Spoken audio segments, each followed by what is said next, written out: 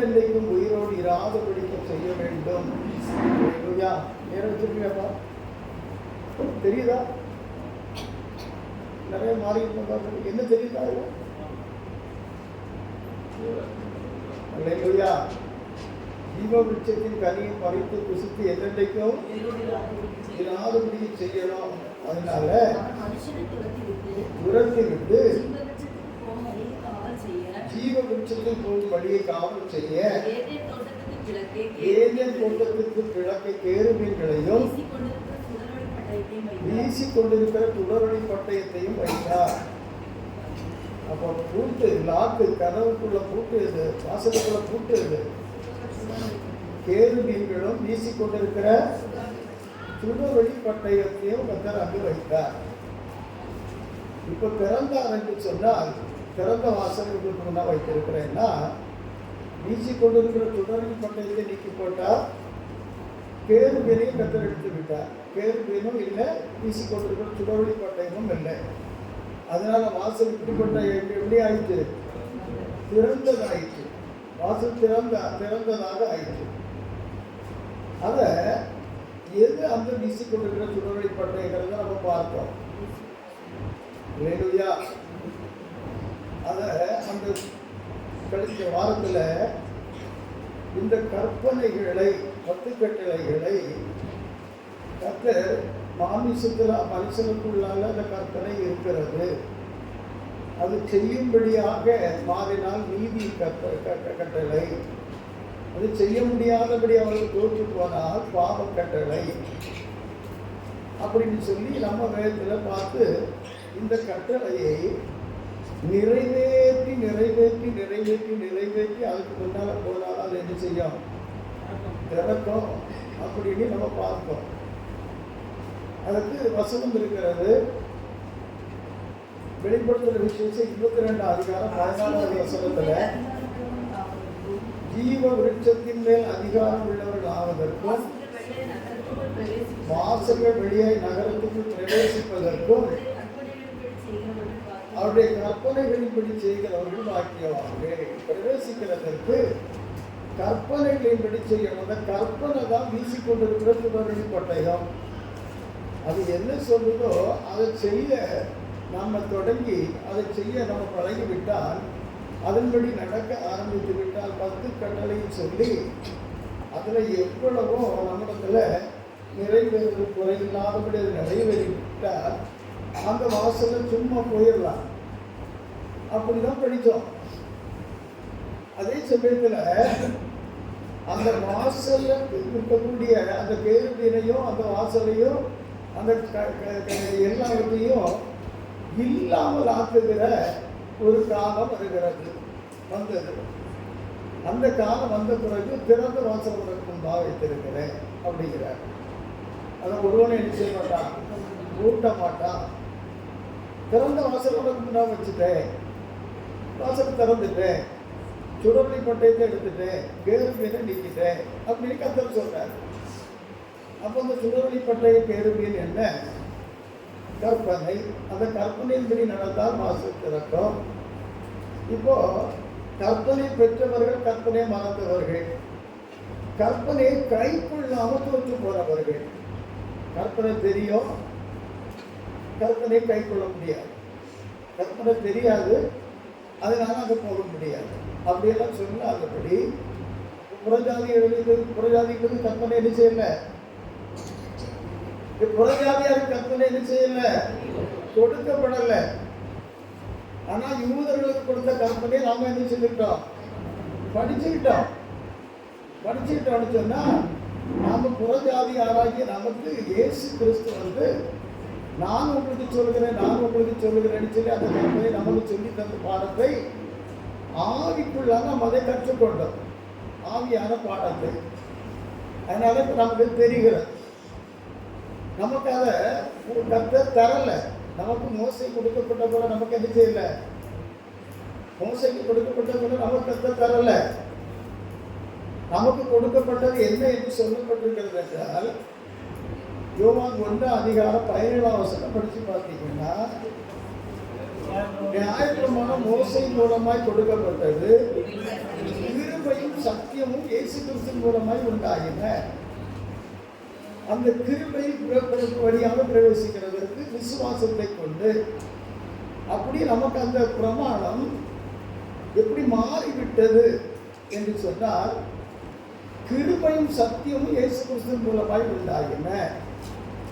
அந்த கிருபை சத்தியத்தின்படி நடக்கிறவர்களுக்கு அது கொடுக்கப்படும். 85ஆம் சங்கீதத்தில் 9ஆம் வசனத்திலிருந்து படித்தீங்கன்னா, கிருபையும் 85ஆம் சங்கீதம் 9-10. கிருபையும் சத்தியமும் ஒன்றே ஒன்று சந்திக்கும். நல்லா கவனிச்சிக்க. ஒரு நாளும் தேவன் ஒரு பிரமாணத்தையும் சும்மா அறகுறையா அவன் சும்மா நமக்கு தெரிஞ்சதை மாத்திரம் சொல்லிட்டு போறதுக்கு, பூரணமாகாதபடி உபதேசிக்கிறதற்கு வேதத்தை கர்த்தர் நமக்கு தரல, பைபிளை நமக்கு தரல. அது அங்கொன்று இங்கொன்றுமா இருக்காது தேடி எனக்கு அப்படின்னு சொல்லப்பட்டிருக்கு. ஏசாயாவை கொண்டு தேடி வாசிக்க வேண்டும் என்று சொல்லப்பட்டிருக்கிறது. இரவு பகல் தியானமாக இருக்கிற மனுஷன் பாக்கியவான் என்று சொல்லப்பட்டிருக்கிறது. எனக்கு அன்பான தெய்வ பிள்ளையே, அவங்களுக்கு நியாயப்பிரமாணம், நமக்கு கிருபையும் சத்தியமும். அந்த சங்கீதத்தில் படிக்கிறோம், ஒன்றே ஒன்று சந்திக்கும், நீதியும் சமாதானம் ஒன்றை ஒன்று முத்தம் செய்யும். அந்த வார்த்தைகளுடைய ஒரு இணைப்பை பாருங்க. கிருபையும் சத்தியம் ஒன்றே ஒன்று சந்திக்கும், நீதியும் சமாதானம் ஒன்றே ஒன்று முத்தம் செய்யும். சத்தியம் பூமியிலிருந்து முளைக்கும், நீதி வானத்திலிருந்து தாழ பார்க்கும் என்று எழுதப்பட்டிருக்கிறது 2 வசனங்கள்ல.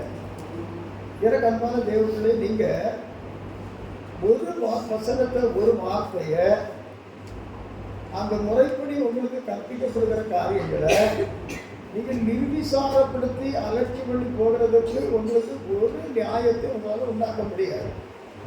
நீங்கள் நிர்விசாரப்படுத்தி போகிறதுக்கு, அலட்சியம் பண்ணி போகிறதுக்கு உங்களால் ஒரு காரியத்தையும் நீங்கள் தேவ சமூகத்தில் வைக்கவே முடியாது.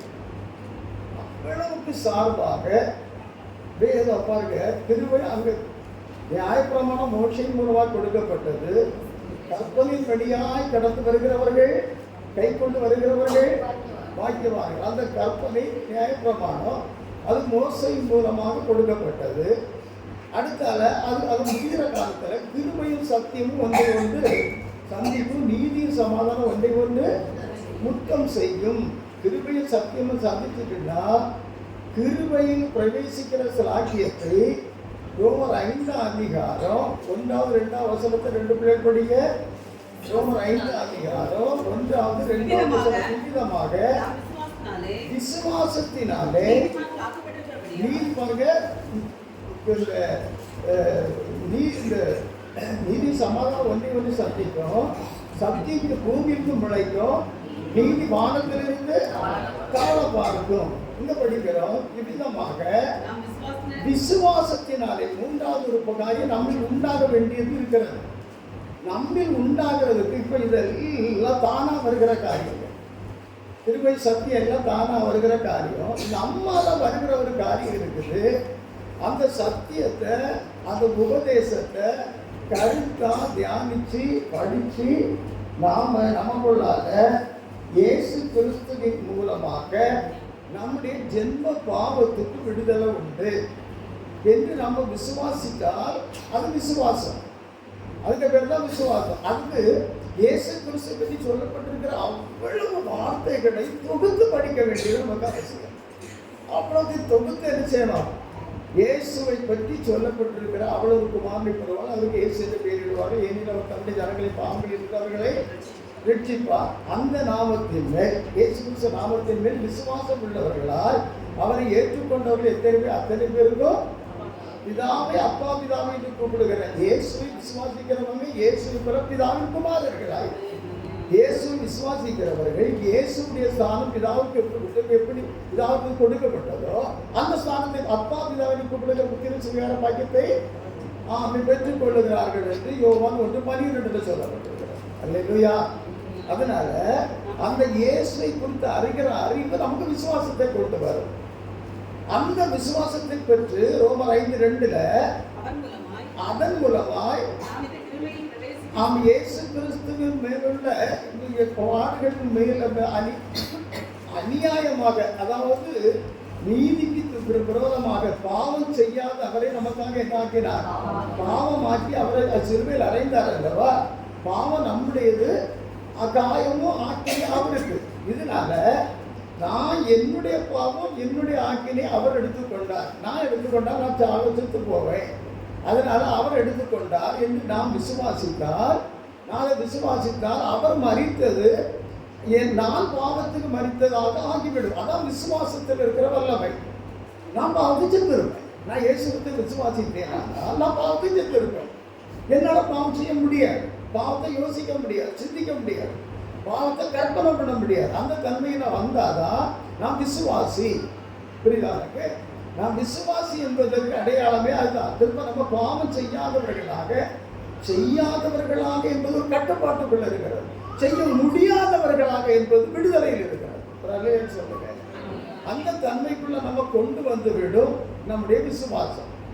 அந்த விசுவாசத்தை உடையவர்களாக இருந்தால் கிருபை பிரவேசிக்கும் சாக்கியத்தை விசுவாசத்தினாலே பெற்று நிலை கொண்டிருந்து அப்போ இயேசுவின் நாமத்தை அறிவினால விசுவாசம் வரும்.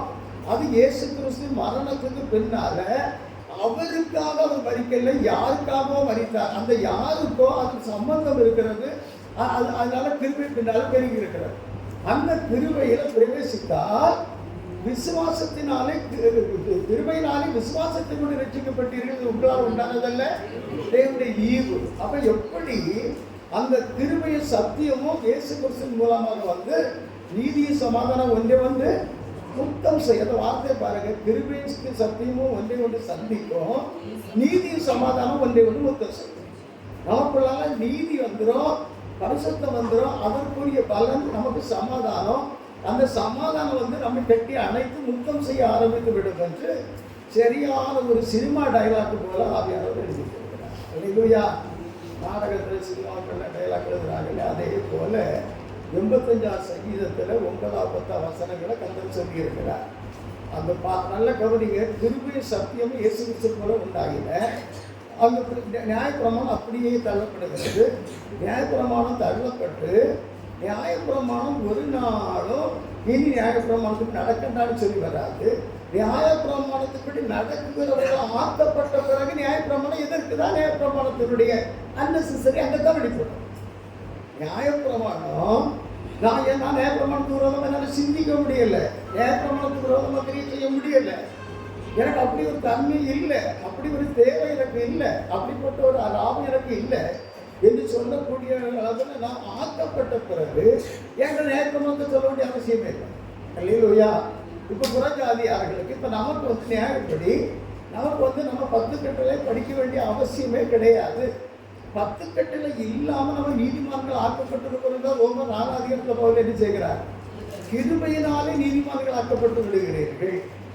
இயேசு கிறிஸ்துவின் நாமத்தை அறிந்து அந்த விசுவாசியாகி அந்த கிருபை பிரவேசிக்க சாக்கியத்தை எபேசியர் 2:8 கிருபையினாலே விசுவாசத்தை கொண்டு இது உங்களால் உண்டானதல்ல, தேவனுடைய பரமபிதாவினுடைய ஈவு.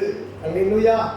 அப்போ நமக்கு இப்போ இந்த வார்த்தைக்குள்ள தலைப்பு என்னன்னு கேட்டீங்கன்னா, அந்த வாசல் திறந்தது எப்படி? திறந்த வாசல் என்று சொல்லுகிறாரே. வெளிப்படுத்துற விசேஷம் 3:8 திறந்த வாசலை ஒருவனும் அதை உனக்கு எடுக்க மாட்டான், கூட்ட மாட்டான்னு சொல்றாங்க இல்லையா? அந்த திறந்த வாசல் திறந்தது எப்படி? வாசல் தெரிஞ்சாச்சு, ஒரு பக்கம் வாசலை பற்றி நம்ம தெரிஞ்சாச்சு. 2 பக்கம் 2 இருக்கு. ஒரே வாசலுக்கு 2 காரியங்கள் இருக்கிறது. ஒன்று வீசி கேள்வியினையும் வீசி கொண்டிருக்கிற சுடரொளி பட்டயத்தையும் ஜீவ விருட்சத்தை புசிக்க விடாதபடி இவன் வேறொரு மனுஷனாகி, அதாவது இந்த நியாயப்பிரமாணத்தை வீசி கொண்டிருக்கிற சுடரொளி பட்டயம் நியாயப்பிரமாணத்தை கொண்டது, இயேசுவையும் கிறிஸ்துவையும் கொண்டது. அந்த இயேசுவையும் கிறிஸ்துவையும் தனக்குள்ளான விசுவாசத்தை உறுதிப்படுத்தி விட்டால் திறந்துவிடும். அதாவது நியாயப்பிரமாணத்தின்படி நடந்து விட்டால் திறந்துவிடும். அந்த திறந்து விட்டால் அவ்வளோ புசிக்கலாம். இப்போ அப்படி ஒருவரும் நடக்கலை, ஒருவராலும் முடியலை. ஆனால் அந்த வாசல் என்ன செய்திருக்கிறது? திறந்திருக்கிறது. அது அந்த வாசல் திறந்து அதை புசிக்கிற அனுபவம் வருகிற வரைக்கும் பழைய ஏற்பாட்டு பரிசுத்தவான்கள் எப்படிப்பட்டவர்களாக இருந்தாலும் அவர்களுக்கு ஞானஸ்தானமும் அதற்கடுத்த கருத்தின் செயல்பாடுகளும் அதில் அவங்க பூர்ணப்பட்டதுக்குரிய கர்த்தருடைய சரீரத்தை புசிக்கிற தன்மை அங்கே கொடுக்கப்படலை. ஃபர்ஸ்ட் ஆட்டுக்குட்டி அடித்து புசிக்கிற பழக்கத்தை பாஸ் ஓவர் போகிறதற்கு உங்களுக்கு முடிவு தடை நீங்கினது. போகிறதற்கு உங்களுக்கு என்ன செய்தது? ஃபர்ஸ்ட் ஆட்டு சொன்னாலும் என்னது? ஆமே, பாஸ் ஓவர், உங்களுக்கு தடை நீக்கப்பட்டது என்கிறது தான் அவங்களுக்கு கொடுக்கப்பட்டது. அவங்க அதை புசித்த போது எதை கசப்பான கீரையோ சுடப்பட்ட புளிப்புல அப்பத்தையும் ஆட்டுக்குட்டியும் சுட்டு சாப்பிட்டாங்க இல்லையா? அது பஸ்கா. அவங்களுக்கு கானான் தேசத்துக்கு பாஸ் ஓவர், அவங்களுக்கு தடை நீக்கப்பட்டது. நமக்கு எங்க போனோம்?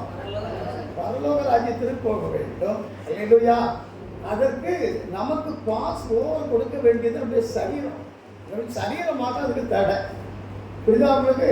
இந்த அறிவு எனக்கு இருக்கிறது பெரிய கஷ்டம். எனக்கு இந்த சரீரத்துக்கு தடைன்னு சொல்ற அறிவு இருக்கிறது எனக்கு பயங்கர உபத்திரம். அவங்க பலன் எனக்கு கத்த தருவார்கள் நம்பிக்கை உண்டு. ஆனால் அந்த சரீரத்துக்கு கிடக்கிறத விடுன்னு சொல்லும்போது உங்களுக்கு புரிய மாட்டேங்குது.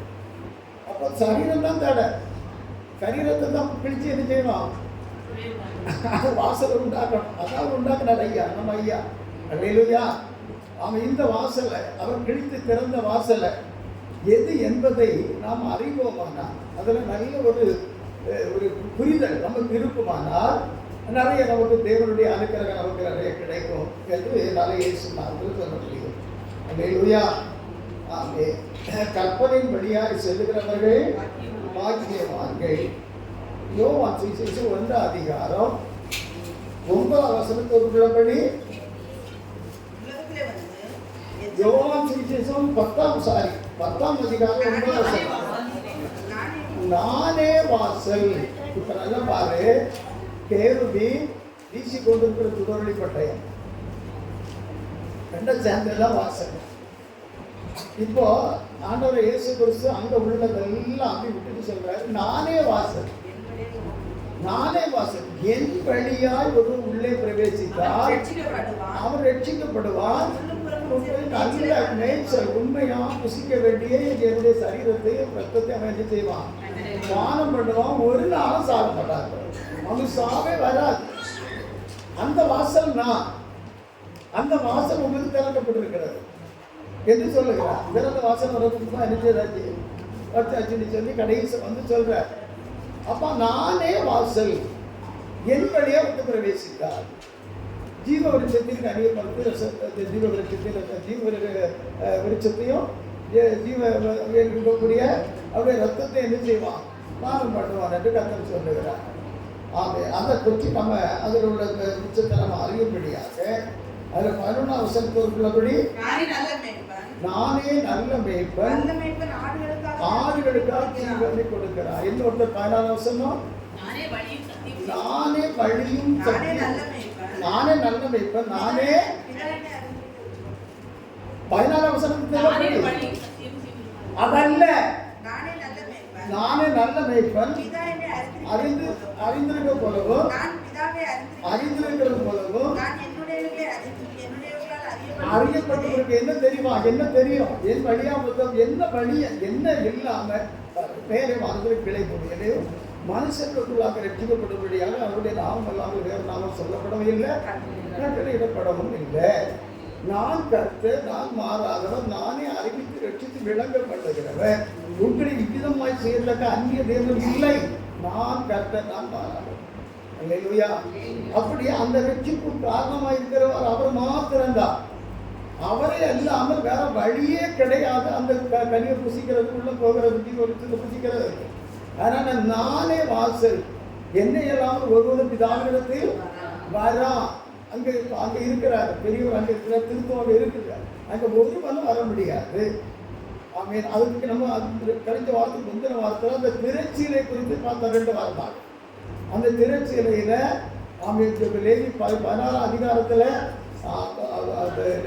பிரதான ஆசாரியை அவனுக்காக ஆட்டை அடித்து பாகுபட்சி செய்து அதுக்கு ரத்தத்தை கொண்டு முதல் திரைச்சீலையில் ரத்தத்தை தெளித்து பிரவேசித்து உள்ள போயிட்டு 2வது திருச்செயல 10 தடவை தெளித்து திரும்ப அதுக்கு பிராயசித்தம் செய்தப்ப உள்ள போய் எல்லாரையும் தெளிச்சுக்கிட்டு தான் அவன் என்ன செய்வான், பாவனத்தை செய்து அங்குள்ள காரியங்களை செய்வான். அவன் அப்படி அவன் உள்ள பிரவேசிக்கிறதற்கே அவனுக்காக அடிக்கப்பட வேண்டிய ஆட்டுக்குட்டி இருந்தது. நமக்கும் அப்படி ஒரு ஆட்டுக்குட்டி உண்டு. அதான் உலகத்தின் பாவத்தை சுமத்தி இருக்கிற தேவா. அந்த ஆட்டுக்குட்டின்றது நமக்கு சரீரத்தில் இருந்தால், அது நம்மை சுத்திகரித்திருந்தால், நாம் அவருக்கு முன்னால தம்மை அவருக்கு முன்பாக நிறுத்தப்படிக்கு தம்மை தாமே அதற்கு ஒப்பு கொடுத்தார். எபேசியர் 5:26 சொல்லுகிறார். தாம் அதை திருவசனத்தை கொண்டு தண்ணீர் குடிக்கலால் சுத்திகரிக்கிறதற்கும் கரைதலை முதலானது இல்லாத பரிசுத்தமும் விளையற்றதுமான சபையாக நிறுத்திக் கொள்ளும் தம்மை தாமே அதற்காக ஒப்பு கொடுத்தார். நல்லா பார்த்துக்க. அந்த திரைச்சீலைய வேற யாராலையும் அந்த திரைச்சீலையை பெற முடியாது, அந்த திரைச்சீலையை ஒப்பு கொடுக்கவும் முடியாது. அதனால பிதா அந்த அவருக்கு போயுமே அவருக்கு ரட்சிப்பு ஆயிற்று. வேற ஆளே அதுக்கு இல்லை. வேற எதனா இருப்பாரு பார்த்தா அப்படிப்பட்ட ஒருவனை காணேன் என்று சொல்வார் சங்கீதங்கள்ல. அப்படி அந்த காரியத்தை அவர் செய்தார். அதனால திறந்த வாசலை நான் வைத்திருக்கிறேன். அந்த வாசல் திறந்த விஷயத்தை தான் நம்ம அறியணும். வசனங்கள் நம்ம கேட்டிருக்கிற வசனங்கள் போதும், அதுக்கு விளக்கங்களே அதிகமாக தேவைப்படாது. அவ்வளோ கோர்வையான வசனங்கள் உங்களுக்கு நான் சொல்லி இருக்கிறேன். எபிரேயர் 10ஆம் அதிகாரத்துல 19ஆம் வசனத்துக்குள்ளபடி, சகோதரரே நாம் பரிசுத்த ஸ்தலத்துக்குள் பிரவேசிப்பதற்கு அந்த வாசல் கேட்டுக் கொண்டிருக்கிறது இல்லையா, அந்த கேருபீனும் வீசிக் கொண்டிருக்கிற சுடலை பட்டயத்தை கொண்ட வாசல் இருக்கிறது அல்லவா, அந்த வாசலுக்கு உள்ள இருக்கிற இடத்துக்கு என்ன இருந்தது, மகா பரிசுத்த ஸ்தலம். நாம் அதற்குள் பிரவேசிப்பதற்கு இயேசுவானவர் தாமே, அந்த வசனத்தை நல்லா கவனிங்க, தம்முடைய மாமிசமாகிய திரை, அவருடைய மாமிசமாகிய திரை தான் அந்த ஆசரிப்பு கூடாரத்தில் முதல்ல இருக்கிற திரை, பரிசுத்த பிரவேசிக்கிற திரை. 2வது பிரவேசிக்கிற திரை மகா பரிசுத்த ஸ்தலத்துக்குள் பிரவேசிக்கிற திரை. அது இயேசு கிறிஸ்துவின் சரீரம் என்று பவுல் அவ்வளவு நிறைய காரியங்களை புரிந்து கொள்ளும்படியாக இத்தனை வாரம் நடத்திட்டு இருக்கிறேன். அந்த திரையின் வழியாக உண்டு பண்ணினபடியால் நமக்கு புதிதும் ஜீவனுமான மார்க்கம். புதிதும் ஜீவனுமான மார்க்கம், பழைய ஒரு மார்க்கம் இருந்தது. 9ஆம் அதிகாரத்துல 2 படி ஒரு கூடாரம் இருந்தது. முந்தின பாகத்தில் பரிசுத்த ஸ்தலம், மகா பரிசுத்த ஸ்தலம். பரிசுத்த ஸ்தலத்துக்குள்ள குத்து விளக்கும் மேஜையும் தேவ சமூக அப்பங்களும் இருந்தன. இது பரிசுத்த ஸ்தலம் என்னப்படும். 2ஆம் திரை, அந்த 2ஆம் திரை தான் அவன் இயேசு கிறிஸ்துவின் மாமிசம் என்று வேதம் சொல்லுகிறார். அவன் நான் தெளிவா சொல்லி அவன் பிரயாசப்படுகிறேன். அவன் அதுக்கு அவனால அங்கீகரிக்க முடியல. ஆனால் குழப்பறதுக்கு லூசிபர் எல்லாமே இருக்குது. என்ன சொல்ல வருத்தப்பட்டு தான் ஆகணும். அந்த லூசிபர்களாவது குழப்பிடுது. குழப்பம் எதுக்கு தெரியாது, ஏத்திரிக்க ஒரு இதே கிடையாது. அப்படிப்பட்ட வளர்ப்பு இல்லை. அதனால அந்த அடிப்படைஞ்சு அப்படியா அப்படி இங்கே வந்து இப்படி ஆமை, இவன் நம்மகிட்ட அப்படி ஆமை, அங்கே அப்படியா அப்படியான்னு சொல்லிட்டு அவன் இருக்கிறான். அந்த மாமிசமாகி திரையின் வழியாக நமக்கு புதிதும் ஜீவனும் உள்ள மார்க்கத்தை, பழைய மார்க்கம் அந்த பழைய ஏற்பாட்டில் 2ஆம் திரை 1ஆம் திரை இருக்கு இல்லையா, அந்த புதிதும் ஜீவனுமான மார்க்கம் அங்கே உள்ளது இருந்தது. அந்த உடன்படிக்கை பெட்டி இருந்தது, அதுக்குள்ள நேர்மையாக இருந்தது, அந்த திருவாசனம் இருந்தது, அதில் அந்த கேருபீன் இருந்தது, அப்படியெல்லாம் எழுதி இருக்குது. இது அவளும் பிதாவையும் குமாரனையும் சம்பந்தித்த காரியம் என்று சுருக்கமாக அந்த இயேசுவையும் கிறிஸ்துவையும் பிதாவையும் அவன் பிரித்து வைக்கப்பட்டது தான் இது. அவ்வளோ இயேசுக்கு பிரதான ஆசாரி வேலை உண்டு. இயேசுதான் அந்த அப்பம் மன்னா, இயேசுதான் வார்த்தை, இயேசுதான் பிதாதான் ஜீவன். அப்படி அங்கே அந்த கூட்டணியாக சேர்ந்தது தான் நம்ம அங்கே பழைய பாட்டில் சொல்லப்பட்டிருக்கு. புதிய பாட்டில் பிதா அவருடைய குமாரனாகிய கிறிஸ்து. அவன் அது கிறிஸ்துவ போகிறதற்கு இயேசுவாகிய சரீரமாகிய இயேசுவின் சரீரமாகிய திரைக்கிடைய வேண்டும். அதாவது ஒப்புமே நான் கலைஞ்ச வார்த்தைக்கு விளக்க தயார் சொன்னேன். நீங்க எத்தனை பேர் புரிஞ்சுக்கலாம் தெரியல. அந்த நம்முடைய சரீரம் ஒப்பு கொடுக்கப்படாம, சரீரம் ரிப்ளெக்ட் பண்ணப்படாம, அப்பமா எண்ணி தள்ளப்படாம, ஒரு பிள்ளைகள் வந்து நல்ல ஒரு கஷ்டப்பட்டு வந்து இருக்கும்போது இந்த உபதேசங்களுக்கெல்லாம் எவ்வளோ விரோதமாக பிள்ளைகளாக நடத்துகிறாங்க. நீங்கள் மனசுக்குள்ள வேதனை வருது. அது என்னுடைய அறியாமையும் எனக்கு தெரியலை. நான் என்ன ஆவிக்குள்ள குரலாக்குறேன்னு தெரியலை. நீங்கள் ஒரு டென்ஷன் ஆகிடுறீங்க. என்னால் அந்த காரியத்தை அங்கீகரிக்க முடியல. அதுக்குள்ள இதெல்லாம் பழக்கமாக தாண்டி இங்கே வந்துட்டேன். அதனால் அப்படியெல்லாம் இப்போ உபதேசித்த பிறகு இதுக்கு தானே முக்கியத்துவம் கொடுக்குறாங்க. அவங்க என்னத்தை புரிஞ்சிருக்கிறாங்க. இந்த சரீரத்தை அற்பம் பண்ணுறது என்ன முடியலையா? உனக்காக நீச்சமா சரீரத்தில் இருக்கிற அந்த தன்மைக்காக அப்பழுக்கற்ற உமையில இருக்கிற பழுவு அவ்வளவு தீங்கு அழிகிறதற்கு அப்பழுக்கு ஓட்டை இருந்து அந்த பழுக்கு அற தன்னை ஒப்பு கொடுத்தவர். ஒன்னில் இருக்கிற அந்த மாமிசத்தின் கீழ்ச்சியை அழிய அவருக்கு மாமிசத்தை அழித்த விசுவாசிக்க வைத்தவர். புரியுதா? அப்படிதான் திறந்தது. மாமிசத்துமாகிய திரை வழியாக நாம் பிரவேசிப்பதற்கு புதிது ஜீவனமான மார்க்கத்தை நமக்கு உண்டு பண்ணினார். சிலுவையில தொங்கி முதல்ல ஏதேன் தோட்டத்துக்கு கெத்செமனே தோட்டத்தில் ரத்தத்தை சிந்தி அங்கிருந்து பிரதான ஆசாரியர் வீட்டுக்கு போய் அதன் பிறகு சரகரிப் சங்கத்துக்கு போய் சரகரிப் சங்கத்திலிருந்து பிலாத்து அரமனைக்கு வந்து பிலாத்து அரமனையிலிருந்து ஏரோது அரமனைக்கு போய் ஏரோது அரமனையிலிருந்து திரும்ப பிலாத்து அரமனை ஒரு ராத்திரிக்குள்ளாக என் ஆண்டவர் எப்படியெல்லாம் உன்னுடைய பாவங்களை எத்தனை வகையில விசாரிக்கிறதுக்கு ஒப்பு கொடுத்தார் என்று பார்த்தது. கெத்செமனே தோட்டத்தில் தானாக மனஸ்தாபப்பட்ட போது ரத்தம் படி லூக்கா 22:44 படி ஒரு காலத்துல எனக்கு இந்த பிரம்மந்த கோதிக்கிற இருந்தத்திலேயே இருதயத்துக்குள்ளாக பதிஞ்சு போன ஒரு வசனம். அவர் மிகவும் வியாகுலப்பட்டு அதிக ஊக்கத்தோட ஜெபம் பண்ணினார். வேர்வை ரத்தத்தின் பெருங்குழிகளாய் நிலத்தில். ஆமென், அல்லேலூயா. அப்படி அங்க இருந்து ரத்தம் சிந்த தொடங்கினார். மனஸ்தாபப்பட்டார். அதன் பிறகும் அவருக்கு பாவத்தை விடல. யாரு? பிரதான ஆசாரியும் விடல. பிரதான ஆசாரி வீட்டில் போய் அங்கு நியாயம் தீர்க்கப்பட்டார். செவட்டில் அடிச்சாங்க, காரி துப்புனாங்க, எல்லாம் செய்தாங்க. அங்கிருந்து சனகரிப் சங்கம் நியாயம் அங்க கொண்டு போறாங்க. சன்கரிப் சங்கம் சொல்லக்கூடிய சன்கரிப் சங்கம்.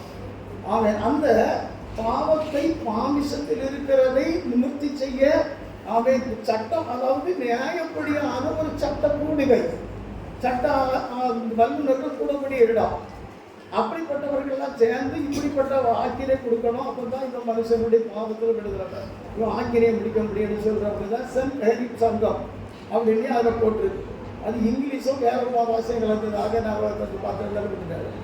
அல்லேலூயா. எனக்கிறப்ப என் தங்க அங்கிருந்து பிரதான ஆசாரி வீடு சரகரிப் சங்கம், சரகரிப் சங்கத்துக்கு பிலாத்துக்கு வீடு, பிலாத்துக்கு அரமனையிலிருந்து நேரேற்றி ஏரோது அரமனை, ஏரோது அரமனை திரும்ப பிலாத்துக்கு அரமனையில் வந்து நியாயம் தீர்க்கப்பட்டு சிவப்பு அங்கி கொடுத்து நேரே கொண்டு போனாங்க இல்லையா? இவ்வளவும் அவங்க சரீரமாகி திரையை கிழிப்பதற்கு அடையாளமாகும். அது கிழிக்கப்பட்டு அதுக்கு பிறகு அது திரும்ப அதை கூட்ட முடியாது. அப்படி அவர் அதுக்குள்ள இருந்த ஜீவனை, மாமிசத்தின் ஜீவனை விட்டார். அதனால் திரும்ப அந்த மாமிசத்தின் ஜீவனை பெற முடியாது. திரும்ப அவர் அடிக்க ஒப்பு கொடுக்க முடியாது. அதை செய்ததுக்கு முன்னடையாளமாக செய்யாத ஜெபம் பண்ண அதை பார்த்துட்டு சொல்றது மாறி அடித்தவர் தான் யாரு? மோசேன்னு சொல்லக்கூடிய தேவ மனுஷன். அவர் அடித்ததுக்கு அவருக்கு அங்கே அந்த கண்மலை பார்த்து பேசுறேன்னு அடிச்சுட்டா பார்த்தியா? அதனால அங்கே என்ன செய்ய மாட்டா, நானாக பேசுகிறதோ போக மாட்டான்னு சொல்லி அதை எட்டி பார்த்துட்டு போவாரு. அவனே போக மாட்டான்னு சொல்லி தேவன் அவரை தடை பண்ணி போட்டார். இல்லையா? அதனால திரும்ப அடிக்க முடியாது. திறந்தது தான். அதனால எல்லாரும் நாயை நிறையவன்னு நினைச்ச முடியாது, பிரவேசிக்க முடியாது. அந்த கிறிஸ்துவின் ஜீவனை, அந்த ஜீவனில் இருக்கக்கூடிய 10 கட்டளை ஆகிய வசனத்தை தங்கள் இதயத்தில் எழுதி அந்த இதயத்தின் கற்பனையின்படி நடக்கிறவர்கள் தான் உள்ள பிரவேசிக்க முடியும். அப்படிப்பட்டவன் பாக்கியவான் என்று கடைசியில் வந்து எழுதப்பட்டிருக்குன்னா கடைசி வரை 10 கட்டளையின்படி நடந்து தான் ஆகணும். எங்க? வெளியரங்கமாக இல்லை. வெளியரங்கமாக நடவாதபடி தந்திரமா பேசுவதற்கும் மாற்றி பேசுவதற்கும் குழப்பி பேசுவதற்கும் கபடு நிறைஞ்சவங்களாய்ப்போம். கர்த்தருடைய பந்தியில கலந்து கொள்ளுவாங்க. அது கொடுக்கும்போது கபடமுள்ள ஆத்மா வாங்கி சாப்பிடுதுன்னா மட்டும் கொடுத்துட்டு போவோம். கபடமுள்ள ஆத்மா வெளியே பேசும், வெளியே ஒன்று உள்ள ஒன்று என்னெல்லாம் பேச தெரியுது அப்படின்னு சொல்லி மனசுக்குள்ள நினைச்சுதான் கொடுத்துட்டு போவோம். அல்லேலூயா. எவ்வளவு பொருட்டு, எவ்வளவு பொருட்டு, எனக்கு என்னை எப்படி என்னெல்லாம் பண்ணி எவ்வளவு ஞானம் வாங்கி போட்டு போட்டார். அப்படியெல்லாம் தெரியாது, உணர மாட்டேங்கிறாங்க. இது நம்ம கள்ளத்தனம். நான் என்ன ஆம்பளை போனேன், இவரை எத்தனை கிழமை செய்து போய் சொன்னேன், ஏமாத்தினேன், கோர்ட்டில் போய் சொன்னேன்னா இப்படி அதுக்கு இன்னும் பழைய ஏற்பாட்டை அது யூதர்களுக்கு கொடுக்கப்பட்ட பிரமாணத்தை நினைச்சிட்டு இருக்கிறாங்க. ஆதிபுரி இஸ்ரவேல் பிரமாணம் அது அல்ல. இருதயத்துக்குள்ள இருந்து இதெல்லாம் புறப்பட்டு வருகிறாரு. மார்க் 7 அதிகாரத்தில், 10 அதிகாரத்தில் 23 இருந்து இதயத்தில் இருந்து படி என்ன இருக்குன்னு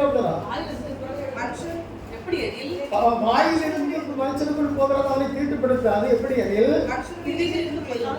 மஞ்சள் இதயத்திலிருந்து பொல்லா சிந்தனைகளும் விபச்சாரங்களும் தேசஜனங்களும் கொலைபாதங்களும் களவுகளும் பொருளாசைகளும் சுத்தஜனங்களும் கபடும் காமவிகாரமும் கண்கண்ணும் தூஷணமும் பெருமையும் அதிகம் புறப்பட்டு வரும். இவைகள் தான் மனுஷன் என்ன செய்யும்? தீட்டுப்படுத்தும் என்று இயேசுநாதர் சொல்லுகிறார். புரியுதா உனக்கு? இதை நம்ம யோசிக்கிறது இல்லை. நான் அப்படி செய்யல இப்படி செய்யலன்னு சொல்லிட்டு அந்த பரிசுத்தமாக வேஷத்தை போட்டுட்டு தெரியுறீங்க. பரிசுத்தங்கிற அது அல்ல. பரிசுத்தம் அவனுக்கு யூதருக்கு வேற, நமக்கு வேற. புரியுதா உனக்கு? அதை கை கொண்டு வருகிறவர்கள் பாக்கியவான்கள் என்று எழுதப்பட்டிருக்கிறார். அல்லேலூயா. அந்த அத்தான சொல்றது சில பேர்லாம் கொஞ்சம் வருத்தப்படுவாங்க. வருத்தப்பட்டா என்ன செய்யுது? சொல்லிதான் ஆகணும். நமக்கு அவரை நம்பிலாம் சிந்திக்கிறோம். கர்த்தரை நம்பி நன்மை செய்து தேசத்தில் இப்படி இருந்து அவரை நம்பி, அதனால யாரையும் நமக்கு திருப்திப்படுத்த வேண்டிய அவசியம் இல்லை.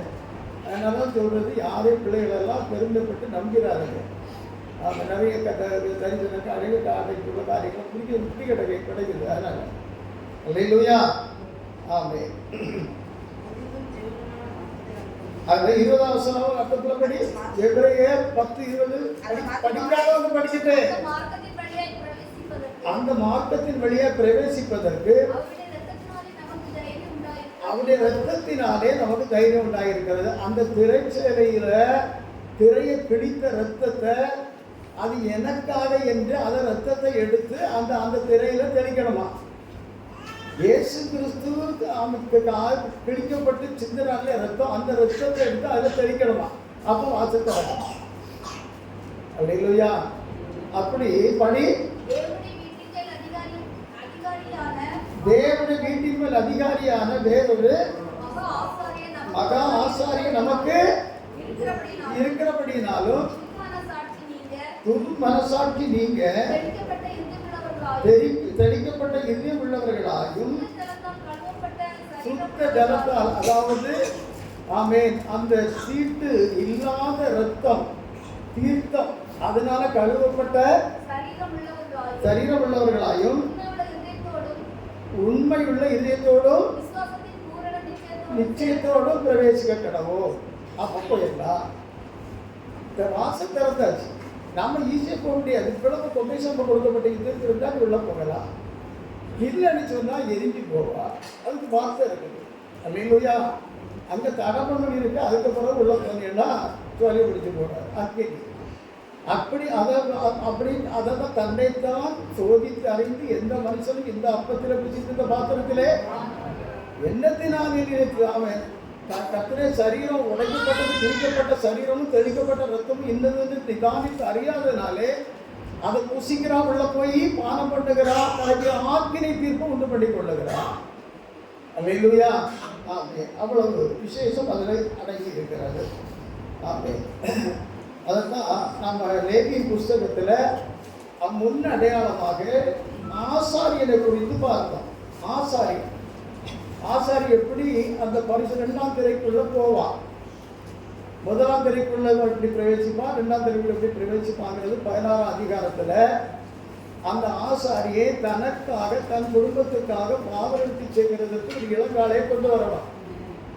அதை படி 16ஆம் அதிகாரம் லேவி அவன் படித்த பாகம் தான். 2, 3, 4 வசனங்களை படிக்காதவங்க படிங்க. படிங்க. லேவி 16:2 காணப்படுவே. ஆதலால் ஆரோன் சாகாதபடி நான் மேகத்துல பார்த்துட்டு இருப்பேன். கிருபாசனத்துக்கு மேல நான் இருப்பேன். கிருபாசனம் எது? கிருபை ஆசனம் உடன்படிக்கை பெட்டி இருக்கக்கூடிய அந்த உடன்படிக்கை பெட்டி மேல இருக்கக்கூடிய அந்த கிருபாசனத்துல நான் மேல இருப்பேன். அது அவ்வளோ இருக்காதுதான் இருக்கும். நான் மேகத்துல இருப்பேன், அதுதான் இருப்பேன். அதனால ஒரு சகோதரனாக யாரும் சாகாதபடி பரிசுத்த ஸ்தலத்திலே திரைக்கு உட்புறத்தில் 2ஆம் திரைக்கு உட்புறத்தில் இருக்கிற பெட்டி மேல் உள்ள கிருபாசன முன்பாக எப்பவும் விசாரமும் வந்துடக்கூடாது. அவன் வரக்கூடியது எப்படின்னு சொல்லி அவர் மாட்டை கொண்டு வந்து அடிச்சு அதுக்கு ரத்தத்தை அது என்னுடைய பாவத்துக்குன்னே அவ்வளவு பாவத்தை நினைச்சு அவ்வளவு வரும். அதுக்கு தலையில கையை வச்சு ஜெபம் பண்ணி தகுதியான பிறகு அந்த ரத்தத்தை எடுத்து முதலாவது திரையில தெளிச்சு அதில் மன்றாடி மனசாப்பிட்டு ஜெபம் பண்ணிட்டு அதை தீக்கிட்டு உள்ள வந்து 2ஆம் திரையில அதே மாதிரி பாவம் அறிக்கை செய்து மனசாப்பிட்டு தெளிச்சுட்டு அதுக்கப்புறம் தான் உள்ள என்ன செய்யணும்? நன்றி எல்லாம் வச்சு மேலவை என்னுடைய என்ன பாவத்தை நீ செய்கிற அந்த ரத்தத்தை தான் இயேசு கிறிஸ்துவின் ரத்தமாக நமக்கு கொடுக்கப்பட்டிருக்கிறது.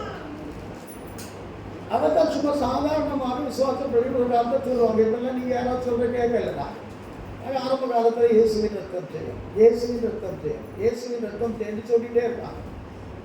இயேசுவின் ரத்தம் தேடி சொல்லி பெரிய பெரிய பிரச்சனைகளை தாண்டி போயிருக்கிறோம். அனுபவத்தோட போயிருக்கிறோம், தரிசனத்தோட போயிருக்கிறோம்.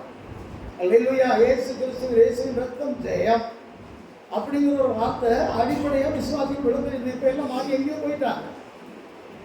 புரியுதா? இப்ப எல்லாம் பாடணும் ஆடணும் பாட்டை பாடினான்னு சொன்னா அவன் பெரிய ஊழியக்காரன், அவன்கிட்ட தான் அபிஷேகம் இருக்கு. எந்த அளவுக்கு மண்ணாங்கட்டி ஆகி போச்சு கூடியதுக்கு அது அடையாளம். அல்லேலூயா. அதனால படி அதில் 3ஆம் 4ஆம் வசனங்களை படிக்கிறது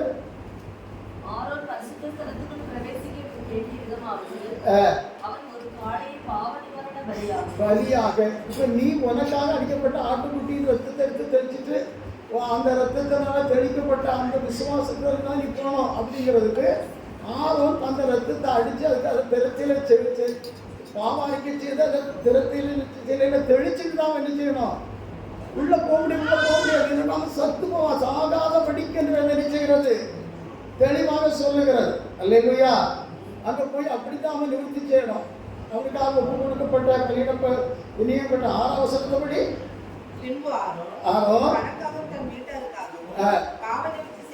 பாவநிவர்த்தி செய்யும்படிக்கு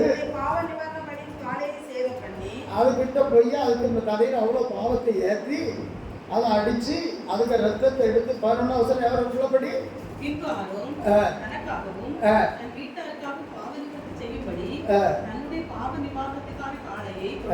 கொண்டு வந்து கொன்று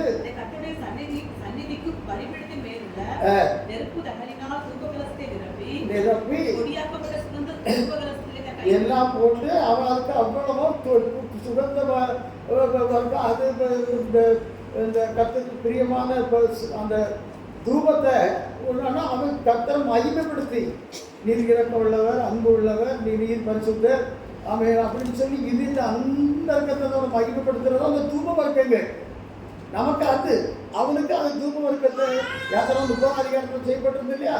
அதை அவனுக்கு மேலே போடணும். நம்ம அதை போட்டால் கிடக்கு தீராது.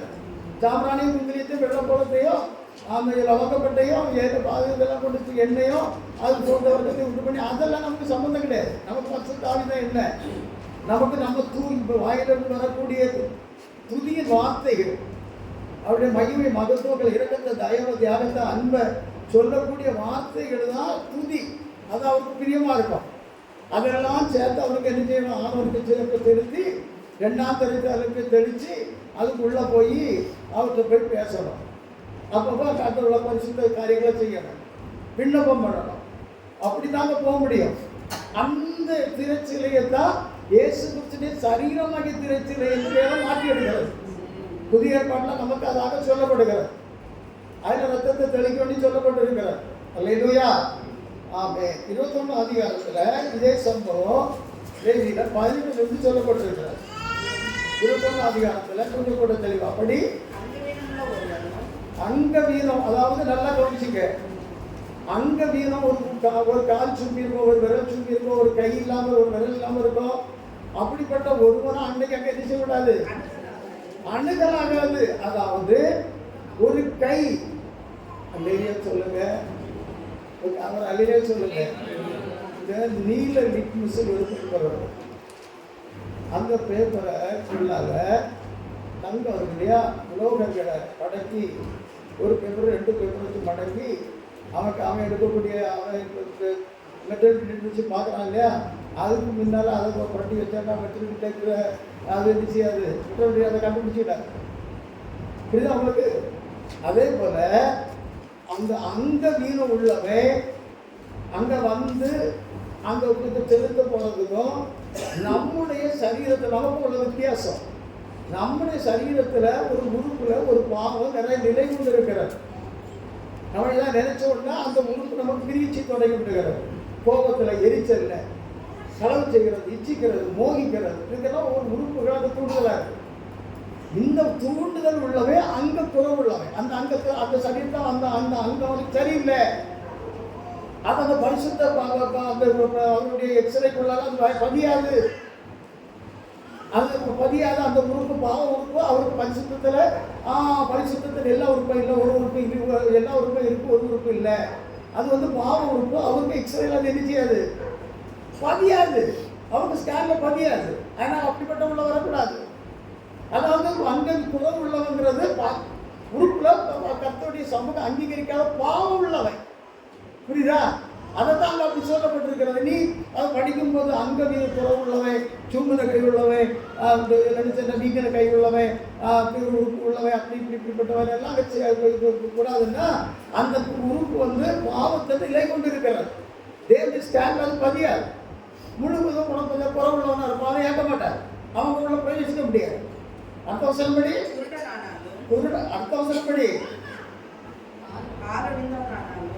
திரும்ப அர்த்தம் வருதா? 20 21 சந்ததியாரில் உறுப்புகள்ல பாவத்தை வச்சுக்கிட்டு இருக்கிறவன், மாற்ற முடியாதவன், நான் பலவன் முயற்சி பண்ணுகிறேன்னு சொல்ற ஒருவனாக நினைக்க முடியாது, சேரலாகாது. அல்லேலூயா. தேவ சமூகத்தில் அப்படிப்பட்ட என்ன செய்ய முடியாது, சேரலாகாது. அதுக்காக வேண்டி சரீரத்தில் உறுப்பு குறைவா இருக்கிறவன் நினைக்க கூடாது. அதாவது உறுப்புல பாவம் இருந்தால் அந்த உறுப்பு பரிசுத்தத்துல பதியாது. புரியுது உனக்கு? அது அந்த உறுப்பு அதை மறைச்சிடும். அந்த பாவம் அந்த அன்னைக்கு அப்பவே உறுப்பு இல்லை, பாவம் ஒரு உறுப்பு இல்லை, ஊனமா இருக்குது அப்படி சொல்லி கேட்காது. எல்லா உறுப்பும் அப்படி பிரகாசிக்கிற மாதிரி இருந்தால் தான் உலகத்தை வந்து எந்த மனுஷன் பிரகாசிப்பிக்கிற அந்த மெய்யான ஒளிமையை பிரகாசிக்கிறதா இருந்தால் தான் அங்கே உள்ள பிரவேசிக்க முடியும் என்று வேதம் சொல்லுகிறார். புரியுதா? அதான் அந்த திறந்த வாசல் இருக்கக்கூடிய மகிமை. அவன் ஏதோ ஒரு திறந்த வாசல் உனக்காக எனக்காக இயேசு அவன் அப்படின்னு சொல்றது. நீ போ, உனக்கு திறந்த வாசல், நீ போ, நம்பி போ. கடனுக்கு ஒரு வழிக்கு திறக்கிற ஒரு வாசல், இன்னைக்கு நம்பி போ. உனக்கு வியாதிக்கு திறக்கிற வாசல், நம்பி போ. ஆமை உனக்கு இந்த மாதிரி மேன்மை கிடைக்கிற வாசல் என்று அப்படி சொல்றாங்களே தவிர இந்த வாசலுக்கு அவங்களுக்கு என்ன செய்யாது, கருத்து தெரியாது. அவ்வளவு பேர் அப்படிதான் கர்த்தருக்கு திறந்த வாசல் தந்தான்னு சொல்லி உலக ஆசீர்வாதத்தை மாற்றி போடுகிற கொல்லாங்கனுடைய சபைகள் அவ்வளவு பெருகி போய் இந்த உண்மையான சத்தியத்துக்கு எந்த வாய்ப்பும் இல்லை, அதை கேட்கறதுக்கு நாதியம் இல்லை. அல்லேலூயா. அப்படி ஆக்கப்பட்டு போச்சு. மத்திய சுவிசேஷம் ஒரு முக்கியமான பாடத்தில் வருகிறோம். முதல் இதில் உனக்கு மனசுக்குள்ள ஸ்டே ஆக வேண்டிய ஒரு வார்த்தை, நானே வாசல். என்னாலே எல்லாரும் ஒரு பிதாவினிடத்தில் வரா. இதுக்கு எத்தனாவது வசனம்? 10:30 வசனம் நினைக்கிறேன். யோவா படிமாட்டேன். நானே வாசல். 10:30 வசனம். 30 படின்னு சொன்னேன்.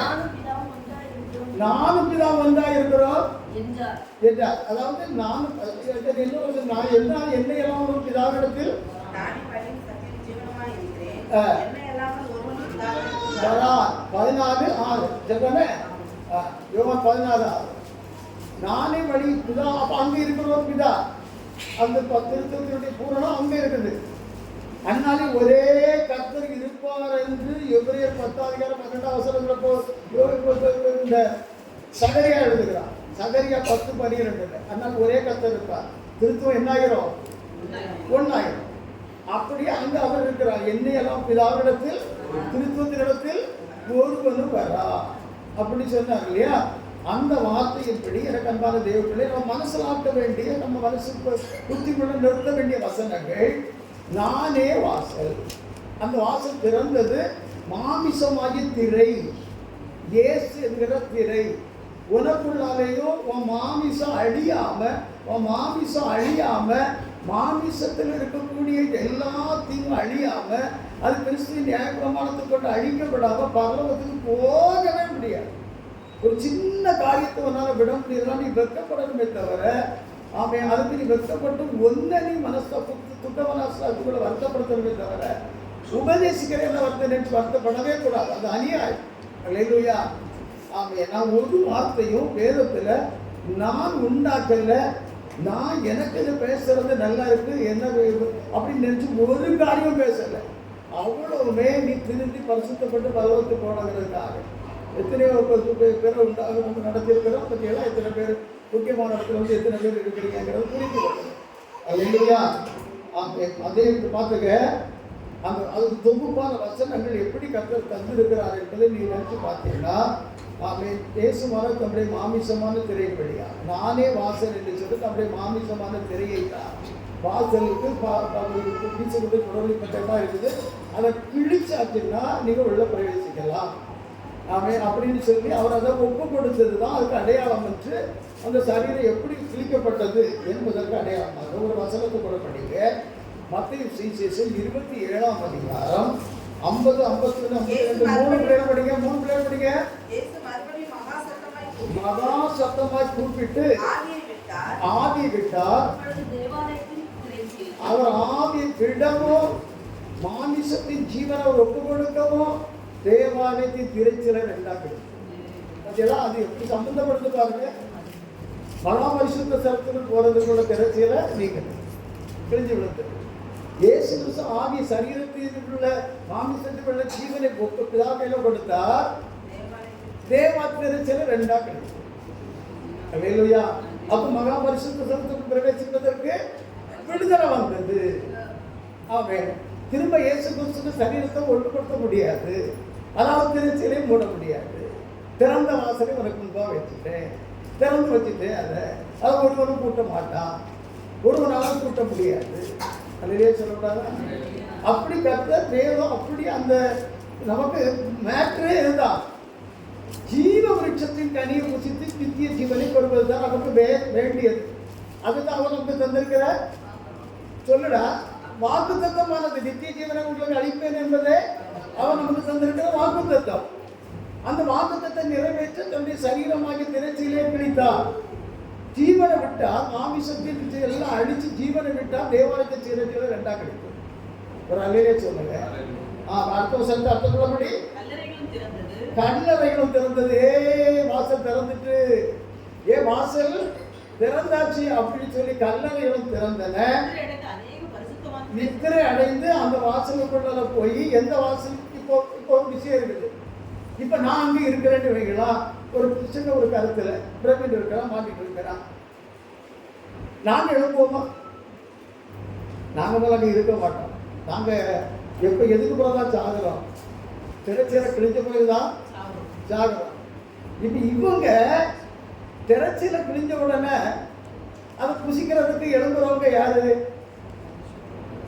ஜீவ விருட்சத்துக்கு அணியை புசித்து ஜீவ விருட்சத்தினுடைய ஜீவ தண்ணீரை குடிக்கிறது எழும்புறவங்க யார்? ஒரு பிள்ளை யோசிச்சு எழுவாங்க.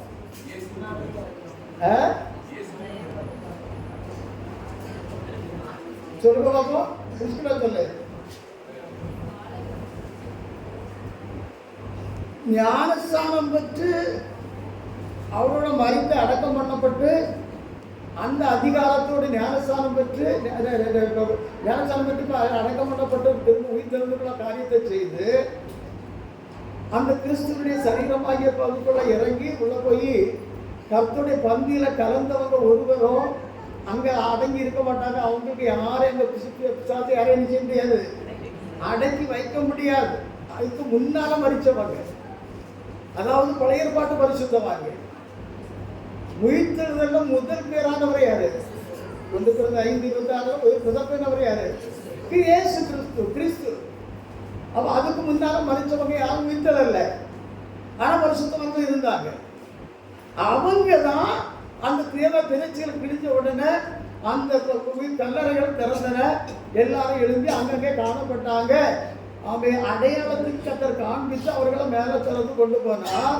இதுக்கு முன்னால இந்த காரியம் நடப்பதற்கு அவன் அந்த பரலோகத்து திறக்கிற பாதை, பரலோகத்துக்கு போற பாதை அவங்களே அடைச்சிட்டு ஒருத்தன் அங்கே சுத்திட்டே தெரிகிறான். அல்லேலூயா. அவனோட கூட யுத்தம் பண்ணி அவனை என்ன செய்தார்கள்? எங்க எழுதியிருக்கு? வானங்களின் கர்த்தருடைய பட்டயம், வானங்களின் கர்த்தருடைய பட்டயம் வெறி கொண்டது. அல்லேலூயா. சாத்தானை கூட்டத்தை வெட்டிக்கிட தள்ளினது என்று சொல்லி ஏசாயா 35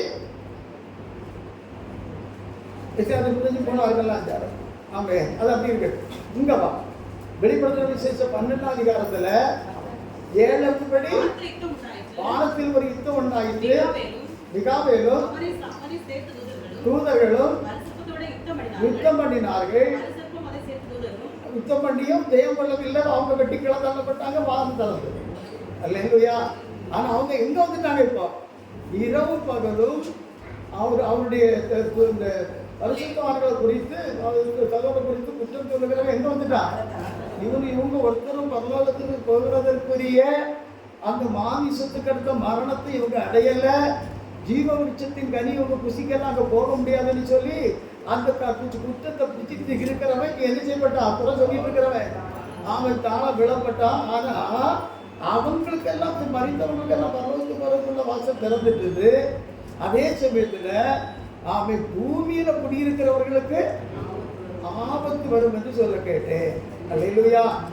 அவன் கீழே வந்து அதுக்கு பிறகு பாருங்க, நமக்கும் பரிசுத்த பழைய ஏற்பாட்டு இந்த ஆதி சபைக்கும் இந்த அப்போஸ்தலர் கால சபைக்கும் நமக்குள்ள வித்தியாசம் என்ன தெரியுமா? அவங்க வந்து இயேசு கிறிஸ்துவனுடைய ஆவியாகி பரிசுத்த அபிஷேகத்துல நிலை கொண்டிருந்தார். அந்த ஆவி எப்படி புறப்பட்டது வெளியே வந்தது என்று சொன்னால், மாமிசத்துக்கு மரித்து கிறிஸ்துவின் ஜீவன் அந்த மரித்த பலத்தை கொண்ட ஆவியை கொண்ட அந்த பலத்தோடு வந்து பரிசுத்தாவி இறங்குறதுனால அவங்க எந்த நேரமும் இயேசுவுக்காக, பரலோகத்துக்காக, உலகத்து காரியங்களை விட்டு மறிக்கிறதுக்கு அவங்களுக்கு தானா ஒரு பலம் நடத்துதல் அவங்களுக்குள்ளால செட் ஆகியிருந்தது. புரியுதா? அதனால அவ்வளவு பேர் ரத்த சாட்சியம் மறிச்சாங்க. அவ்வளவு ரத்த சாட்சியம் மறிச்சாங்க. நிறைய பேருக்கு தெரியாது. வேதத்தை முழு கண்ணோட்டத்தோட இருக்கிறவனுக்கு கீழ்ப்படியலைன்னா வேதம் வரக்குள்ள இறங்காது. அப்படியா இப்படியா யாராவது எந்த சொல்ல கேட்டுட்டு சொன்னீங்கன்னா அவன் அதுக்கு வசனங்களுக்கு ஆதாரமா இருக்கிறது. பரிசுத்த ஜனங்கள் வல்லமை சிதறடித்தல் முடிவு பெறும் போதே என்று தானியேல் 12:7 சொல்றார். பரிசுத்த ஜனங்களின் வல்லமை பரிசுத்த ஆவியினால் வருகிற வல்லமை. அப்படியே வெளிப்படுத்த இந்த 12ஆம் அதிகாரத்துல 5வது 6ஆம் வசனத்தை படிங்க. சகல ஜாதிகளை இருப்பு போல ஆளுகை செய்யும் ஆண் பிள்ளை அவள் பெற்றால் அந்த பிள்ளை தேவனிடத்திற்கும் அவருடைய சிங்காசனத்துக்கு எடுத்துக்கொள்ளப்பட்டது. ஸ்ரீயானவள் வனாந்தத்துக்கு ஓடி போனாள். அது இருக்கட்டும். அந்த பிள்ளை தேவனத்துக்கும் அவருடைய சிங்காசனத்துக்கும் எடுத்துக்கொள்ளப்பட்டது. அல்லேலூயா. லாரன்ஸ் கால்வினி சொல்லக்கூடிய ஒருத்த அமெரிக்காக்காரன் இதுக்கு ஒரு விளக்கம் எழுதியிருக்கான். அவனுக்கு ஒரு குடும்பம் இருக்குது சர்க்குண வீதியில. அவனுக்கு புக்களெல்லாம் விற்கிறது. அவன் வந்து இதுக்கு வந்து அந்த ஸ்திரீ வந்து இஸ்ரவேல் நாடுன்னு சொல்லி இஸ்ரவேல் வனாந்தரத்துக்கு போச்சுன்னு சொல்லி அதுக்கு எதிராக அவன் சாக்கு போக்கு எல்லாம் வசனங்கள் இல்லாமல் காரியங்களை சொல்லி எடுத்திருந்தான். அந்த நேரம் கொஞ்சம் ஸ்பீடாக இருக்க நேரம். முதல்ல அவனுக்கு புக்கு 2 இருக்குது. அவனுக்கு சரியான ஒரு லெட்டர் எழுதலை. ஆங்கிலத்தை புரட்டி புரட்டி புரட்டி புரட்டி படித்து எழுதிக்கிட்டு அவனுக்கு அனுப்புகிறேன். அங்கே அவன் அட்ரஸ் என்ன இருக்குது அது பண்ணிட்டு வரல. அவனுக்கு ஏஜெண்டாக இருக்கிறவங்கள்ட்ட போய் நேரே போய் பேசுகிறேன். அவங்க நீங்கள் ஜோம் பண்ணுங்க, அவருக்கு அது புரியும், உங்களுக்கு தெரிஞ்சு ரோட்டு கரெக்டுனா நீ முதல்ல சம்பளம் இல்லைன்னு கேளு. அதுக்கு ஒரு பொம்பளை அவன்கிட்ட இருந்து அவருக்கு ஏஜெண்டாக இருந்துக்கிட்டு இருக்கிறான். இந்த இருந்தா இப்போ இருக்கலாம் தெரியல. அது இதில் சத்துணவு சிகிச்சை கோயில் பக்கத்தில் இல்லையா. எனக்கு அன்பான தேவ பிள்ளைகளை அப்படி அதற்கெல்லாம் இந்த வாயில் வார மாதிரி திருட்டுத்தனமாக ஒரு வசனத்தை கொண்டு அதில் சேர்க்காம வசனம் அப்படியே வந்துட்டு இருக்கணும். அவ்வளோக்கு ஒரு வசனம் அங்கங்கே சேர்ந்தா ஒரு கோவை ஆகணும். அப்போ தான் அதெல்லாம் நம்ம எடுத்துக்கொள்ள முடியும். அல்லேலூயா. அதனால எனக்கு அன்பான தேவ பிள்ளைகளை படிக்கிறோம். நம்ம படித்த வசனம் 52 வசனம் படிச்சுட்டோமா? அந்த சகல ஆண்களை பெற்ற அவருடைய பிள்ளை தேவனத்திற்கும் சிங்காசனத்துக்கு எடுத்துக்கொள்ளப்பட்ட பரிசுத்த ஆவியை பெற்ற சபை உபத்திரவத்தினால மகா உபத்திர காலத்தில் அவ்வளோ அழிஞ்சு அவ்வளவு தொடர்ந்து போயிட்டாங்க. அவங்க அவ்வளவு தான் இயேசுவுக்குள் மரித்தவர்கள். அவர் வரும்போது இயேசுக்குள் மரித்தவர்களை கொண்டு வருவார். கிறிஸ்துவுக்குள் மரித்தவர்கள் முதலாவது எழுந்திருப்பார்கள். பிறகு உயிரோடு இருக்கிற நாமும் நாம எடுத்துக்கொள்ளப்பட்டு என்னென்னைக்கு அவரோடு கூட இருக்கும் எங்க எழுதப்பட்டிருக்கு? 4 அதிகாரங்கள் 14க்கு பிறகு 14, 15, 16 வசனங்கள் எழுதப்பட்டிருக்கிறது. அல்லேலூயா. அதனால எனக்கு அன்பான தெய்வ பிள்ளையே, நீங்க அப்படியே தொகுத்து நீங்க கேட்டீங்கன்னா அந்த பரிசுத்தவான்கள் எடுத்துக்கொள்ளப்பட்டார்கள். அவர்களுக்கு பிறகு அந்த அந்த அந்த 2 பேர் இருக்கிறார் அந்த ஸ்தானத்தை அடைகிறது. 2 கேட்டகரி இருக்குது. ஒன்று இயேசுவின் அப்படி வெளிப்படுத்தின 24 படி சிங்காசனங்களை கண்டேன், அவைகளுமே உட்கார்ந்தார்கள். நியாயத்திற்கு கொடுக்கும்படி அவர்களுக்கு அதிகாரம் கொடுக்கப்பட்டது. இயேசுவை பற்றிய சாட்சி நிமித்தமும் இயேசுவை பற்றின சாட்சி இயேசுவை பிரித்து இயேசு குறித்து சாட்சி கொடுக்க வேண்டியிருக்கிறது. இயேசு கிறிஸ்துவின் மாமிசம் எப்படி பலியிடப்பட்டது என்பதற்கு அடையாளமாக அதை பலி கொடுத்த ஆசாரிய கிறிஸ்து. பாருங்க, ஆடு இயேசு, ஆசாரிய கிறிஸ்து. அவர் ஆட்டை பலியிட்டு அந்த ரத்தத்தை எடுத்து தான் எங்க போறாரு? மகாபரிசனத்துக்கு பரலோகத்துக்கு போறாருன்னு எங்க எழுதிருக்கு? நம்ம அந்த பாரத்தை விட்டுருக்கிறோம். இப்போ அந்த ரத்தத்தை எடுத்து அவன் ஐயா பிரதான ஆசிரியர் எங்க போறாரு? பிதாவின் சமூகத்துக்கு போறாரு. இயேசு ரத்தம் அங்கே அங்கீகரிக்கப்படணும். அதுக்காக வேண்டி நான் இப்படி இந்த பண்ணிட்டு இருக்கேன். அப்பதான் இயேசு கிறிஸ்துவாக வரலாம் அங்கீகரிக்கும். அப்பதான் இயேசு கிறிஸ்துவாக பரிசுத்த ஆவியானவருடைய ஜீவனங்கள் நம்ம கடந்து வர முடியும். அப்பதான் நமக்குள்ள அட்டாச் ஆக முடியும். வெறும் கிறிஸ்துவின் ஜீவனக்குள்ள என்ன செய்யாது? வெறும் கிறிஸ்துவின் ஜீவனக்குள்ள என்ன செய்யாது? சேராது. இயேசு அளித்த ஜீவன், தேவனுடைய ஜீவன் நமக்குள்ள நம்ம மாமிசத்துல இறங்கும். அல்லாம நம்ம மாமிசத்துக்குள்ள அந்த கிறிஸ்துவாகி பரிசுத்த ஜீவன் நமக்குள்ள இறங்காது. புரியுதா உனக்கு? அது இறங்குறது புருஷனுக்கு அல்லாத பெத்துக்குள்ளதான் இறங்கிச்சு. மரியாதை மகனுக்குள்ள இறங்கிட்டு கேட்பானே, கேட்க மாட்டானே. நீ அதுக்குள்ள கேட்கணும். நீ அப்படி கேட்டீங்கன்னா மரியாதைக்கு மகன் வந்து இயேசு, அவருக்குள்ள என்ன வித்து கிடையாது, புருஷனுக்கு கிடையாது, ஸ்திரீயின் வித்து அப்படின்னு பிரிக்கப்பட்டிருக்கிறது. அதுக்குள்ள நான் புருஷனுக்கு சேர்ந்ததுன்னா இது புருஷனுக்கு கிறிஸ்துவின் ஜீவன் என்னதான், அதனால அது சேராது. அதனால அதுக்குள்ள சேர்ந்தது. நமக்குள்ளால வந்து நம்ம மகிமைப்படுத்த, நமக்குள்ள மாமிசத்தை அழிக்க, நமக்குள்ளால அந்த ரெஸ்பான்சிபிள் அதுக்கு உண்டாக, அது அந்த மாமிசத்தின் ஜீவனும் இதாக மாமி ஜீவனை சேர்ந்துதான் பட்சத்தாய் நமக்குள்ள இறங்கணும். அதனால நமக்குள்ள இறங்காது. புரியுதா? இதுக்கெல்லாம் நான் நிறைய சொல்லி இருந்திருக்கிறேன். அல்லேலூயா. ஆமே. அப்போ பார்க்க இப்போ அந்த திரைச்சலை 2ஆக கழித்தது இயேசு கிறிஸ்து ஜீவனை விட்ட விடாங்க. இயேசு கிறிஸ்து சரீரம் அழிக்கப்பட்டு குத்தி ஈட்டியினால் குத்தப்பட்டு அதில் ஜீவன் பரிசோதிக்கப்பட்டது ஈழம் இல்லை. அதனால திருச்சியில கிளியறது நியாயம். புரியுதா? அப்போ திருச்சியிலே வேண்டாம். அதனால தான் அந்த அவன் விக்கிரகத்தை வழிபட்டுட்டு விக்கிரகத்துக்கு அவன் வச்சாலும் சரி, நற்கரணி வச்சாலும் சரி, அது தீய கரணி வச்சாலும் சரி, தீய செய்ய வேண்டாம் சரி தான். அங்கே என்ன கிடையாது. இப்போ திருச்சியில பார்த்தவங்க யாரா இருக்கிறீங்களா? இப்போ கோயில்ல திருச்சியிலைய நீக்கிட்டு அவங்க உள்ள அந்த இதை எடுப்பார். அதை பார்த்துருக்கீங்களா யாராவது? நான் சின்ன பிள்ளைகள் லேட்டின் பூசை வைக்கும் போது தான் பார்த்துருக்கிறேன். நான் சின்ன பிள்ளையா இருக்கும்போதெல்லாம் அதை பிரிச்சுட்டு தான் உள்ள போவார். அது வரைக்கும் அது மாறி மாறி மாறி வந்துக்கிட்டாங்க. இப்போதான் அது இருக்குது. அவன் கத்தோலிக்கருக்கு அதை புரிஞ்சு இப்போ நினைச்சு இருக்கிறான், நீக்கி இருக்கிறான். இதுதான் திரைச்சீலை. இயேசு கிறிஸ்து ஜீவனை கொடுத்தோன்னு அது நினைச்சதாச்சு கிழிஞ்சிச்சு. மாமிசமாக திரை கிழிந்தது அடையாளமாக. ஆமை படிக்க 2 வசனங்களை படிச்சுட்டு முடிப்போம். ரோமர் 5ஆம் அதிகாரம் 10ஆம் வசனத்துக்கு உள்ளபடி நாம் தேவனுக்கு சத்துருக்களாய் இருக்கையில் அவருடைய குமாரனின் மரணத்தினாலே ஒப்புரவாக்கப்பட்டோமானால், அந்த திருவாசனத்தோடு ஒப்புரவாக்கப்பட்டோமானால், குமாரனுடைய குமாரனுக்குள்ள மாமிசத்துக்கு ஒப்பு கொடுக்கப்பட்டதுனால அதுல நம்ம ஒப்புரவாக்கப்பட்டோமானால் அதன் மூலமாக நம்ம அங்க போயிடலாம். புரியுதா? என் சரீரமும் இயேசு கிறிஸ்து சரீரத்தோடு அழிஞ்சிருக்குதியா?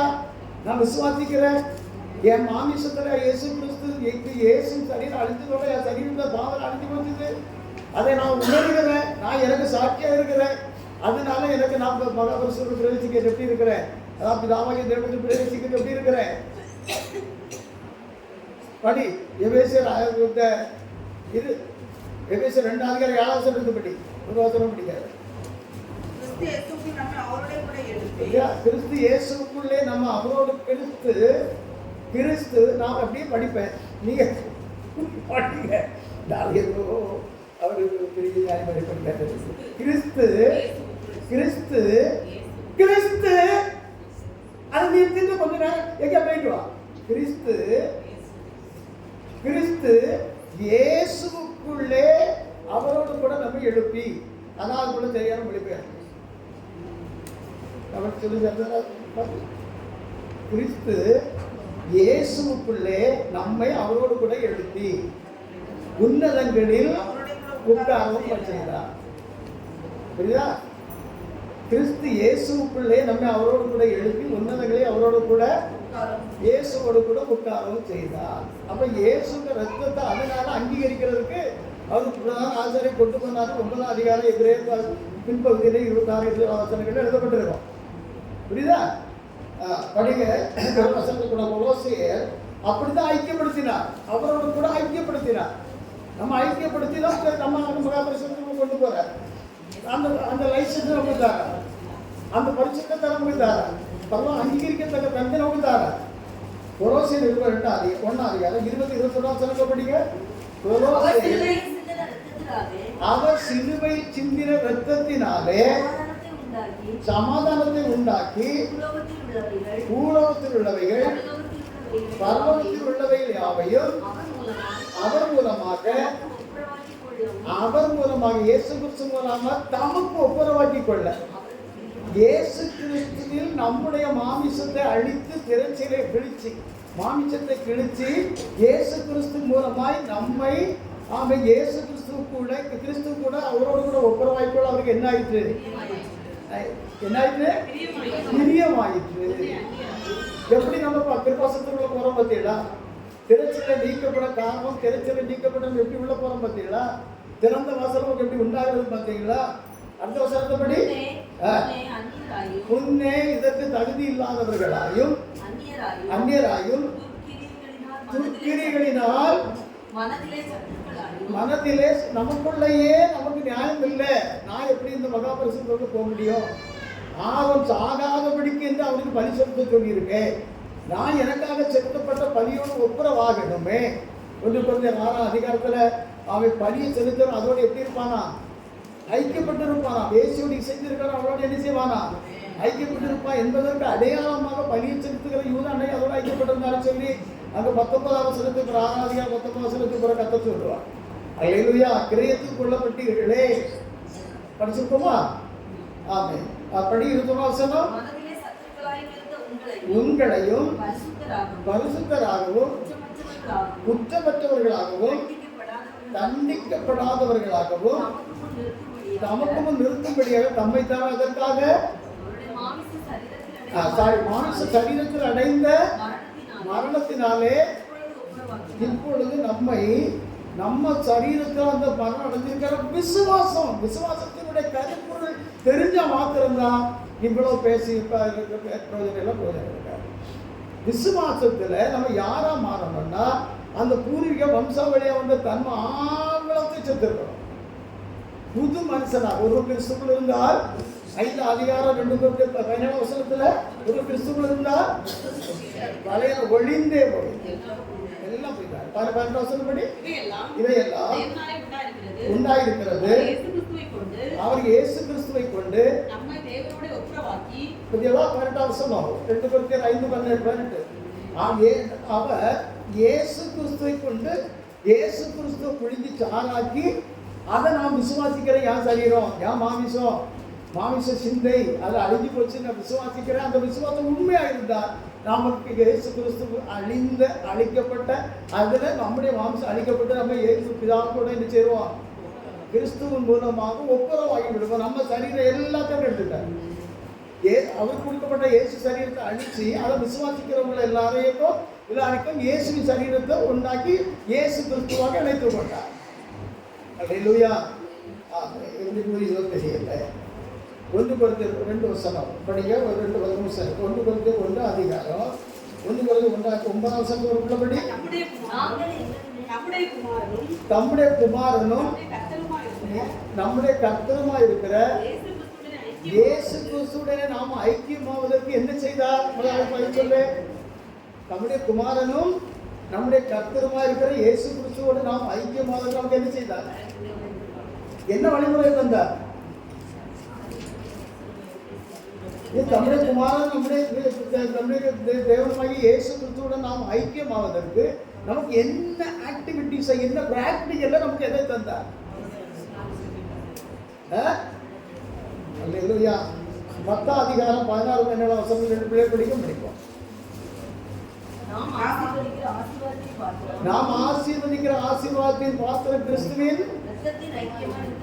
ரத்தத்தில் ஐக்கியமாய் இருக்கிறது அல்லவா? நாம் பிக்கிற அப்பம் சரீரத்தில் ஐக்கியமாய் இருக்கிறது அல்லவா? பங்குபடுகிறபடியால் அநேகரான நாம் ஒரே அப்பம் ஒரே சரீரமாக ஆகி போகிறோம். ஒரே அப்பம் ஒரே சரீரமாக நம்ம என்ன செய்யறோம்? இயேசுவின் சரீரமாக அழிக்கப்பட்ட சரீரத்தை நம்ம விசுவாசிக்கிறதுனால நம்ம சரீரம் அழிக்கப்பட்ட சரீரமாகி கிறிஸ்துவின் சரீரமாகி கிறிஸ்துவோட ஐக்கியப்பட்டு விடுகிறோம். இயேசுவின் சரீரத்தை அழிச்சு அதை விசுவாசிக்கிறவங்க எல்லாம் இயேசுவின் சரீரமாக திரும்ப ஏற்றுக்கொண்டார். இதான் இப்படித்தான் அந்த இயேசு கிறிஸ்துவோட மூலமா நம்ம எங்க போறோம்? இயேசுவோட மூலமாக கிறிஸ்து மூலமாக இயேசுவாக நம்ம எங்க போகிறோம்? கிருபாசனத்துக்குள்ள போகிறோம். அந்த மகாபரிசுரத்துக்குள்ள போகிறோம். அந்த அந்த பெரிய புசிக்கிறதும் ஜீவ அப்பத்தை புசிக்கிறதும் ஜீவ தண்ணீர் பானம் தகுதி அடைகிறோம். அல்லேலூயா. ஆமே. இன்றைக்கு பைபிள் ஸ்டடியை நான் கேட்டேன். நான் போயிருந்தேன். அந்த அளவுக்கு தெரியும். அவர் எதிர்ப்பு பார்த்தாரு. அதனால இதை ஆசைப்பட்டாரு. போதும் அவ்வளோ. அல்லேலூயா. மிளகா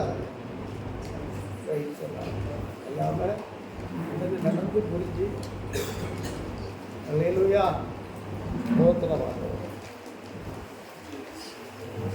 நன்றி ஆண்டவரே, நன்றி இயேசுவே, நன்றி தெய்வமே.